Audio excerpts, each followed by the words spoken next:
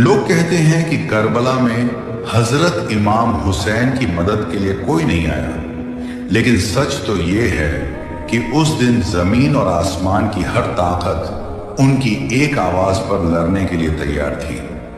ये वाकया आशूरा के दिन का है। जिन्नात का बादशाह जाफर जिन अपने दरबार में तख्त पर बैठा जश्न मना रहा था।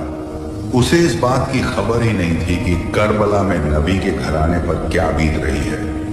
तभी अचानक उसके तख्त के नीचे से दो जिन रोते हुए और मातम करते हुए गुजरे। जाफर ने उन्हें रोका और पूछा, अरे आज तो खुशी का दिन है, तुम लोग क्यों रो रहे हो? उन जिन्नात ने रोते हुए जवाब दिया, ऐ बादशाह, आपको खबर नहीं, अभी हमारा गुजर यानी करबला की जमीन से हुआ। वहां हमने देखा कि रसूल अल्लाह के प्यारे नवासे हुसैन इब्ने अली खून में लथपथ हैं। उन पर तीरों की बारिश हो रही है और वो सजदे में हैं। ये सुनते ही जाफर जिन के पैरों तले से जमीन खिसक गई।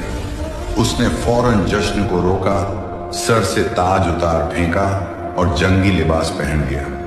उसने अपनी तलवार निकाली और जिन्नात के एक बड़े लश्कर को लेकर हवा से भी तेज रफ्तार में करबला की तरफ दौड़ा। जाफर कहता है, जब मैं करबला की फिजाओं में पहुंचा तो मैंने एक अजीब मंजर देखा। वहां सिर्फ यजीदी फौज नहीं थी, बल्कि आसमान से लेकर जमीन तक फरिश्ते, अंबिया और जिन्नात की कतारें खड़ी थी। वो सब अपनी बारी का इंतजार कर रहे थे कि इमाम हुक्म दें तो वो दुश्मनों को खत्म कर दें। भीड़ इतनी थी कि जाफर को रास्ता नहीं मिल रहा था। तभी इमाम हुसैन ने नजर उठाई और पुकारा, जाफर मेरे पास आओ। जाफर जिन रोते हुए इमाम के कदमों में गिर गया और अर्ज की, आका, मेरे पास जिन्नात की बहुत बड़ी फौज है, मुझे इजाजत दें, मैं पलक झपकते ही इन यजीदियों को राख कर दूंगा, इनका नामो निशान मिटा दूंगा। मगर इमाम हुसैन ने बड़े ही सुकून से फरमाया, नहीं जाफर, रुक जाओ।